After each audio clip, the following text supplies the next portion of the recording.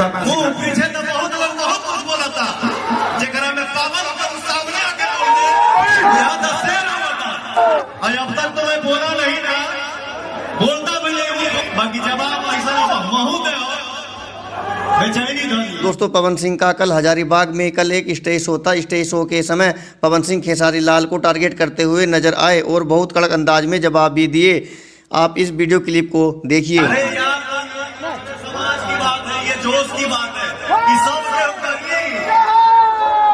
हम तो दायरा में खड़ा बने रे, पहला हम तनियों चलता है फाटी हो जाएगी। मुझे बुरा नहीं लगा, बाकी दुनिया क्या बोलती है अब फर्क नहीं पड़ता। मुझे बुरा नहीं लगा ना। और आपने जब बोल दिया कि मुझे कोई फर्क नहीं पड़ता,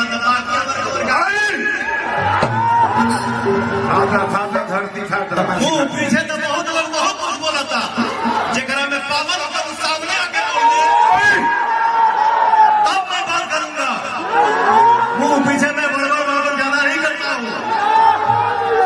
और अब तक तो मैं बोला नहीं ना, बोलता भी नहीं, वो बोलूंगा भी नहीं, बाकी जवाब ऐसा महू दे बेचैनी धनी। जय श्री राम।